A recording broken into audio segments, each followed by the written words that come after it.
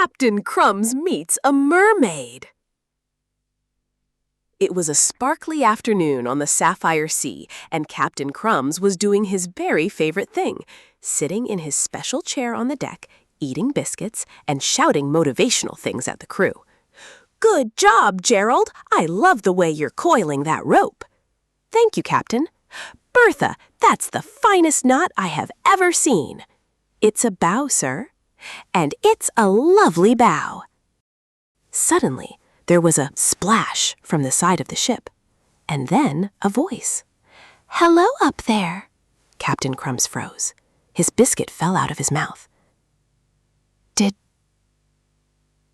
Did the ocean just talk to me? "Down here." He peeked over the railing very, very slowly. There, bobbing in the waves, was a mermaid. She had long green hair, a shimmery purple tail, and was waving cheerfully. "Hi," she said. "I'm Marina. I heard you have biscuits." Captain Crumbs let out the longest scream of his entire life. "A sea lady! A sea lady with a fish bum!" "That's kind of rude, actually." "Sorry, but also, ah!" He hid behind Big Bertha. Then he hid behind Gerald. Then he hid behind a small barrel that did not cover him at all. "Captain," sighed Gerald, "she's just saying hello." "But she's in the water." "Yes." "And she's a lady." "Yes." "I have never met either of those things before." "You've met ladies, Captain. Bertha's right there." "Bertha is not a lady! Bertha is a Bertha!" "Thank you, sir," said Bertha. Marina, very patient, was still floating beside the ship. "So, about those biscuits?" Captain Crumbs slowly, carefully peeked over the railing again. He couldn't just hand the biscuit down. The ship was much too tall, and if he leaned any further, he'd go splash straight into the sea. So he did something very clever. He grabbed his fishing rod, tied the biscuit gently to the line, and lowered it down to Marina like the world's tastiest little treat elevator. His arm shook like a noodle the whole way. "Thank you," said Marina, taking the biscuit politely. She nibbled it. Her eyes lit up.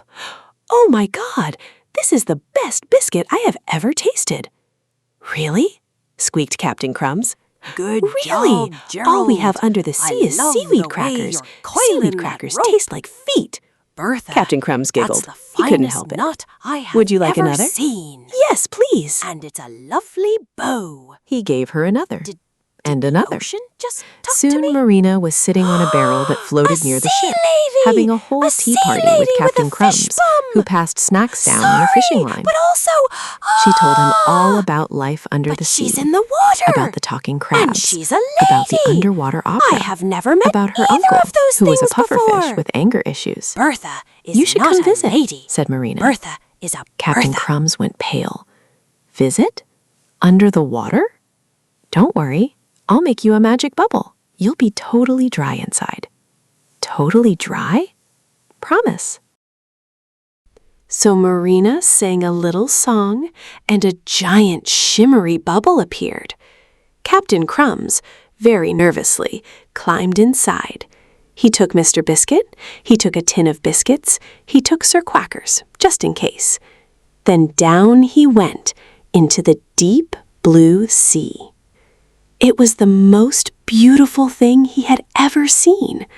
Schools of rainbow fish swam past. A sea turtle waved at him.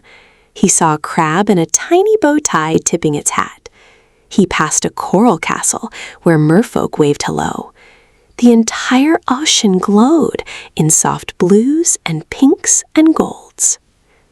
"Oh, Marina," whispered Captain Crumbs, eyes shining. "It's wonderful." He had tea with who was fortunately in a good mood. He danced with an octopus who had 8 dance partners worth of arms. He was given an honorary seashell crown. When he came back up, he was so happy he cried. "I take it all back," he sobbed, kissing the ocean. I take it all back. The sea is beautiful. Squawk, said Mr. Biscuit, which in parrot means, finally.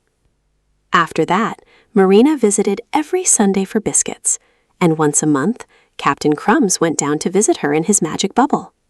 He still didn't get his hair wet, though. He was making progress, but let's not get crazy.